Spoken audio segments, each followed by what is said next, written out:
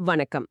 வங்கித் தேர்வுகளுக்கு தயாராகும் உங்களுக்காகவே உருவாக்கப்பட்ட இந்த ஆழமான அலசலுக்கு உங்களை வரவேற்கிறோம். முக்கியமா இந்த எஸ்பிஐ, ஐபிபிஎஸ் மாதிரியான தேர்வுகள்ல reading comprehension, close test. Exactly அந்த மாதிரி பகுதிகளில் நல்லா ஸ்கோர் பண்ணணும்னா இந்த ஒகாபுலரி நாலேஜ் ரொம்ப ரொம்ப அவசியம். சரி, அப்போ நேரத்தை வீணாக்க வேண்டாம். இந்த வார்த்தைகளை வெறும் மனப்பாடம் பண்ணாம அது எப்படி ஒரு கதையா ஒரு சூழல்ல ஒன்றோடொன்று தொடர்பு படுதுன்னு புரிஞ்சுக்கலாம். வாங்க ஆரம்பிக்கலாம். நிச்சயமா. நம்மளோட முதல் பகுதி இராஜதந்திர உறவுகள், டிப்ளோமசி. நாடுகள் தங்களுக்குள் இருக்கிற பிரச்சனைகளை எப்படி சரி செய்துன்னு பார்க்கலாம். சரி, ஒரு சர்வதேச செய்தி பத்திய நீங்க படிக்கும்போது இந்த வார்த்தைகள் ஒரு வரிசையில வர வாய்ப்பு இருக்கு. எப்படின்னு சொல்லுங்க. உதாரணமா, ஒரு தலைவர் தன்னோட முந்தைய பயணத்தை ரத்து செஞ்சிருக்காரு. அது ஒரு தப்பு. அதை சரி செய்ய முயற்சி செய்றாரு. அதுக்கு ஆங்கிலத்துல he sought to make amends. அமென்ஸ். அப்போ அதோட அர்த்தம் தகுந்த நிவாரணம் செய்யறது, ரெப்பரேஷன் மாதிரி. கரெக்ட். ஒரு தப்ப சரி செய்யறது. ஓகே, இத செஞ்சா என்ன ஆகும்? இரு நாடுகளுக்கு பீச்ல இருக்கிற டைஸ், அதாவது உறவுகள் வலுப்படும் இல்லையா? The countries work to strengthen bilateral ties. ஆமா. ஆனா சில சமயம் அப்படி உறவுகள் வலுப்படுறதுக்கு பதிலா அதுல ஒரு விதமான நெருக்கடி வரலாம். நெருக்கடியா? ஆமா, அதான் நம்ம அடுத்த வார்த்தை ஸ்ட்ரெயின். இதன் அர்த்தம் பதற்றம் அல்லது நெருக்கடி. மாறுபட்ட நிலைப்பாடுகள் இருந்தா உறவுகள்ல ஒரு ஸ்ட்ரெயின் வரும். அப்போ இந்த ஸ்ட்ரெயின் ஏன் வந்தது? ஒருவேளை ஒரு நாடு இன்னொரு நாட்டின் செயலை வன்மையா எதிர்த்திருக்கலாம். அதுதான் the country condemned the terror attacks அப்படின்னு சொல்றோம். சரிதான். கண்டம்டுன்னா கண்டனம் தெரிவிப்பது. பாருங்க, அமென்ஸ், டைஸ், ஸ்ட்ரெயின், கண்டெம்ட். இந்த 4 வார்த்தைகளும் எப்படி ஒரு இராஜதந்திர நிகழ்வை முழுசா விவரிக்குதுன்னு ஒரு கதை மாதிரி இருக்கு. எக்ஸாக்ட்லி. இதுதான் கான்டெக்ஸ்டோட படிக்கிறது. சரி, இராஜதந்திரம் சில சமயம் வேலை செய்யாது. அப்போ மோதல் வரும். அதுதான் நம்மளோட அடுத்த பகுதி, கான்ஃப்ளிக்ட் அண்ட் ரெசல்யூஷன். க்ளோஸ் டெஸ்ட்ல இந்த மாதிரி பத்திகள் அடிக்கடி வரும்னு நினைக்கிறேன். ரொம்பவே அடிக்கடி வரும். ஒரு மோதல் நடக்கும்போது செய்தித்தாள்கள் முதல்ல யாரு தப்பு செஞ்சாங்களோ அவங்கள குறிப்பிடும். அவங்க தான் perpetrators. Perpetrators, அதாவது குற்றவாளிகள். The investigation into the perpetrators required international scrutiny. ஆமா. குற்றவாளிகளை கண்டுபிடிச்ச பிறகு உலக நாடுகள் என்ன சொல்லும்? சண்டைய வளர்க்காதீங்க, பதற்றத்தை குறைங்கன்னு சொல்லும். அதுக்கு ஒரு வார்த்தை இருக்கே. இருக்கு. அந்த பதற்றம் குறைப்புக்கு பேரு தான் de-escalation. இது ரொம்ப முக்கியமான வார்த்தை. The call for de-escalation showed a commitment to peace. De-escalation. சரி, இப்போ ஒரு மூன்றாவது நாடு நான் உங்களுக்குள்ள சமாதானம் பேசி வைக்கிறேன் அப்படின்னு சொன்னா, அதான் மீடியேட் பண்றது. ஆனா சம்பந்தப்பட்ட ஒரு நாட்டுக்கு இது பிடிக்கலன்னு வைங்க. இந்த ஆஃபர் அவங்களுக்கு எரிச்சல தருது. அதை எப்படி சொல்றது? the offer to mediate ruffled their feathers. ஆஹா, ரஃபிள்ட். கலக்கப்படுத்தியது அல்லது எரிச்சலூட்டியது. அந்த ரஃபிள்டு ஃபெதர்ஸ் ಅನ್ನೋದು ஒரு இடியம் போல இருக்கே. ஆமா, அத அப்புறம் விரிவா பார்க்கலாம். சூப்பர். அப்ப இந்த பகுதியில ஒரு குற்றச் செயலை செய்த பெர்பெட்ரேட்டர்ஸ், அதனால பதற்றத்தை குறைக்க டீஎஸ்கலேஷன் தேவைப்படுது. யாராவது மீடியேட் செய்ய வந்தா அது சிலருக்கு பிடிக்காம அவங்கள ரஃபிள்ட் ஆக்குது. ஒரு முழுமையான கதை. That's the flow. அடுத்ததா ஒரு பத்தியில ரச்சயித்தரோட நிலைப்பாடு என்னன்னு கண்டுபிடிக்கிறது ரொம்ப முக்கியம் இல்லையா? அதுக்கு சில adverbs and adjectives ரொம்ப உதவும். நிச்சயமா. அதுதான் நம்மளோட மூன்றாவது பகுதி. ஒரு விஷயத்தை உறுதியா சந்தேகமே இல்லாம சொல்றதுக்கு unequivocally என்ற வார்த்தையை பயன்படுத்துவாங்க. unequivocally. The countries unequivocally condemned terrorism. இதுல இருந்து அவங்களோட நிலைப்பாடு ரொம்ப தெளிவா தெரியுது. ஆனா எல்லா விஷயத்தையும் இப்படி தெளிவா பேசிட முடியாது. சில விஷயங்கள் ரொம்ப கண்டென்ஷியஸா இருக்கும். ஆமா, சர்ச்சைக்குரியதா இருக்கும். அதனால தலைவர்கள் அதை பத்தி பேசாம தவிர்த்துடுவாங்க. Both nations avoided discussing contentious issues. அந்த தவிர்ப்பதற்கு இன்னொரு அருமையான வார்த்தை இருக்குமே. இருக்கு, sidestepped. The nations sidestepped their differences.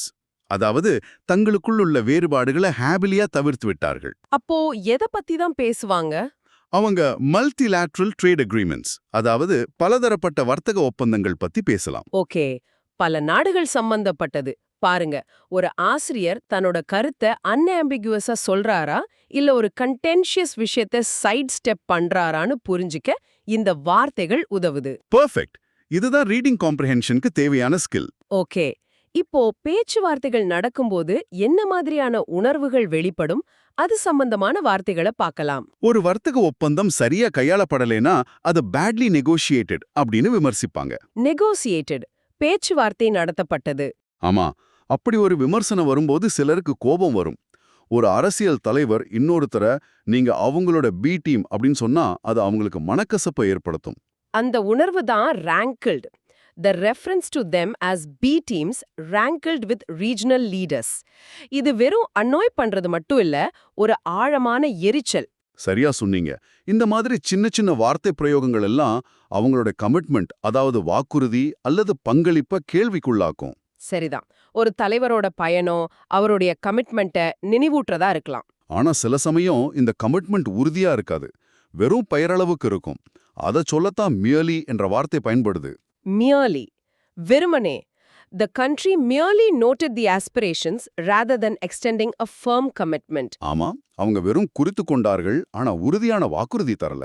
அப்போ, a badly negotiated deal rankled some leaders, making them question the commitment, which turned out to be merely a superficial promise. Excellent connection. அருமை. இப்போ அரசியல், இராஜதந்திரத்திலிருந்து சட்டம் மற்றும் அரசியலமைப்பு சம்பந்தமான வார்த்தைகளுக்கு போகலாம். authority versus allegations. ஒரு நாட்டுல இருக்கிற ஆளும் வர்க்கம் அல்லது நிர்வாகத்தை எஸ்டாப்ளிஷ்மெண்ட் அப்படின்னு சொல்லுவாங்க. ஆளும் அமைப்பு. ஆமா. The ruling establishment treated speech as a matter for prosecution. அதாவது பேச்சுரிமையை ஒரு குற்றவியல் நடவடிக்கையா பார்த்தாங்க. எதுக்காக அப்படி பார்த்தாங்க? ஒரு தலைவர் ஒரு படத்தின் தலைப்பு சமூக நல்லிணக்கத்தை குலைப்பதாக, அதாவது இட் வில் டிஸ்ரப்ட் சோஷியல் ஹார்மனின்னு ஒரு குற்றச்சாட்டை வைத்தார். ஓ, இது நிரூபிக்கப்படாத ஒரு குற்றச்சாட்டு.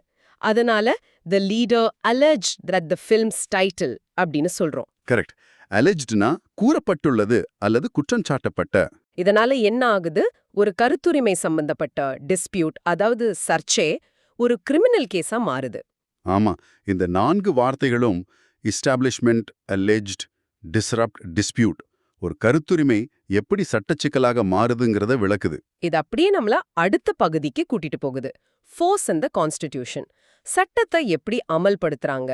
வழக்கு தொடரப்படும்னு ஒரு மிரட்டல் வந்தா தயாரிப்பாளர்கள் சில காட்சிகளை நீக்க கட்டாயப்படுத்தப்படுவார்கள். அந்த கட்டாயத்துக்கு பேர் தான் compelled. The threat of prosecution compelled producers to remove materials. ஆமா. அப்போ அரசு நினைச்சா என்ன கட்டுப்பாடுகளை வேணாலும் விதிக்கலாமா? இல்ல, அங்கதான் அரசியலமைப்பு சட்டம் வருது. அரசு பேச்சுரிமை மீது கட்டுப்பாடுகளை இம்போஸ் பண்ணலாம், அதாவது விதிக்கலாம்.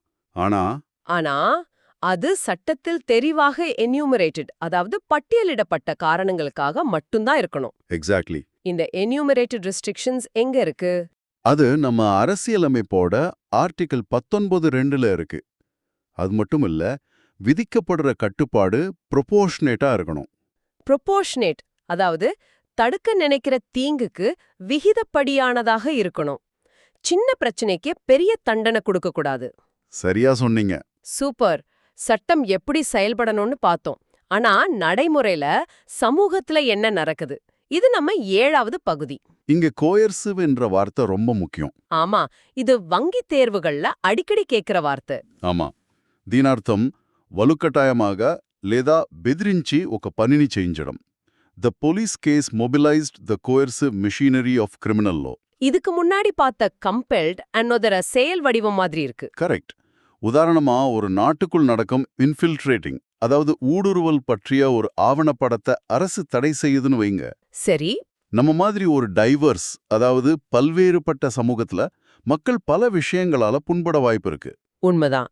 அதனால குடிமக்கள் நிறைய விஷயங்களுக்கு தாங்கள் புண்பட்டதா பிளாசிபிளி, அதாவது நம்பகத்தகுந்த முறையில சொல்ல முடியும்.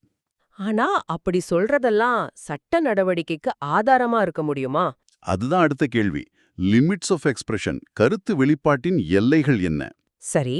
ஒவ்வொருத்தரோட உணர்வுகளையும் ஒரு த்ரெஷோல்ட், அதாவது வரம்பா வச்சு சட்ட நடவடிக்கை எடுக்க ஆரம்பிச்சா அது சரி வராது. அப்போ hurt sentiments should not trigger criminal processes, அதாவது புண்பட்ட உணர்வுகள் குற்றவியல் நடவடிக்கைகளை தூண்டக்கூடாது. புரியுது. அப்போ படைப்பாளிகள் கண்டெஸ்டட் மெட்டீரியல், அதாவது சர்ச்சைக்குரிய விஷயங்களை நீக்கிட்டா என்ன ஆகும்? சமூகம் புதிய கருத்துக்களை விவாதிக்கும் வாய்ப்பை இழந்துவிடும். அதனாலதான் கான்ட்ரோவர்ஷியல் ஆர்ட், அதாவது சர்ச்சைக்குரிய கலைக்கு சமூகம் ஜனநாயக வழிகளில் பதில் சொல்லணும், சட்ட வழிகளில் அல்ல. சரியா சொன்னீங்க. பை த வே, கண்டெஸ்டடுக்கும் கான்ட்ரோவர்ஷியலுக்கும் சின்ன வித்தியாசம் இருக்கு. ஓ அப்படியா? என்ன அது? கண்டெஸ்டட் என்பது ஒரு குறிப்பிட்ட விஷயத்தின் மீது நடைபெறுகின்ற தீவிர விவாதம். கான்ட்ரவர்ஷியல் என்பது பரந்த பொது அசமதி. இது ஒரு நல்ல இன்சைட். அப்போ மக்கள் எப்படி ஜனநாயக வழியில எதிர்வினையாற்றலாம்? அதுதான் நம்ம 9வது பகுதி. அவங்களுக்கு ஒரு படம் பிடிக்கலன்னா அதை பாய்காட் பண்ணலாம். அதாவது புறக்கணிக்கலாம். ஆமா.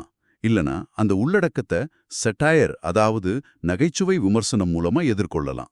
இது ரெண்டுமே ஜனநாயக உரிமைகள். ஒருவேளை அரசு இதையெல்லாம் அனுமதிக்காம கருத்து சுதந்திரத்தை நசுக்கினா என்ன ஆகும்? அப்போ the market place of ideas wills, அதாவது கருத்துக்களுக்கான சந்தை வாடிப் போய்விடும். வாவ், இது ஒரு அழகான உருவகம். ஆமா. இதை தவிர்க்க அரசு பேச்ச பரந்த கண்ணோட்டத்துல பார்க்காம ஸ்பெசிபிசிட்டி, அதாவது குறிப்பிட்ட தன்மையுடன் ஆராயணும். ஒரு வார்த்தை உண்மையிலே வன்முறையை தூண்டுதான்னு பார்க்கணுமே தவிர ஒட்டுமொத்த படத்தையும் தடை செய்யக்கூடாது. கரெக்ட். அருமை. இப்போ நம்ம கடைசி தொகுதிக்கு வந்துட்டோம். ஜஸ்டிஸ் அண்ட் கிரீவன்ஸ், நீதி மற்றும் குறைகள். சட்டப்படி ஒருத்தர் உதவி கேட்கணும்னா அவரோட புகார்ல ஒரு கிரெடிபிள் கிளைம் ஆஃப் அன்லாஃபுல்னஸ் இருக்கணும். அதாவது நம்பகத்தன்மை வாய்ங்க சட்டவிரோதம் நடந்திருக்குன்னு சொல்லணும். ஆமா. அப்படி பாதிக்கப்பட்ட நபர், தி அக்ரீவ்டு பார்ட்டி, நீதிமன்றத்தை நாடணும். சரிதான். இறுதியா அரசின் நோக்கம் அடிப்படை உரிமையான கருத்து சுதந்திரத்தை கர்டேலிங் பண்ணாம, அதாவது வெட்டி குறைக்காம சமூக ஒழுங்கை பாதுகாப்பதாக இருக்கணும். இது ஒரு பேலன்சிங் ஆக்ட். எக்ஸாக்ட்லி. வாவ், 40 வார்த்தைகளையும் அதோட சூழலோட சேர்த்து ஒரு கதையா பார்த்த மாதிரி இருக்கு. இப்போ நிறைவா ஐடியம் ஆஃப் த டே. இன்றைய மரபுத் தொடர், ரஃபிள் சம்ஒன்ஸ் ஃபெதர்ஸ்.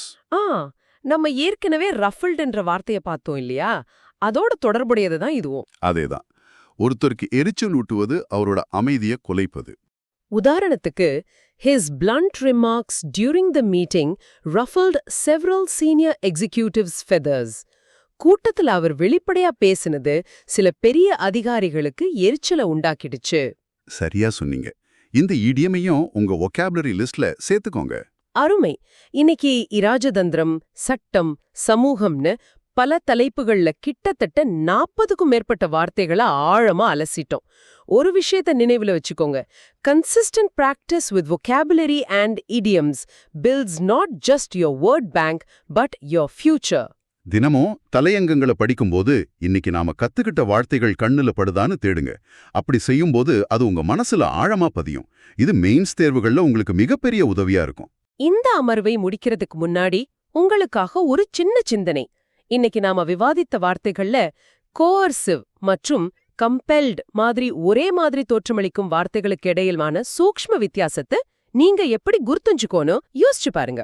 மேலும் தினசரி தலையங்க பகுப்பாய்வு, இலக்கண குறிப்புகள் மற்றும் தேர்வு உத்திகளை பெற ராமாக்ஸ் அகாடமியை பின்தொடர மறக்காதீர்கள். நன்றி. தொடர்ந்து கற்றுக்கொள்ளுங்கள். ராமாக்ஸ் அகாடமி உங்கள் தயாரிப்பின் கூட்டாளி.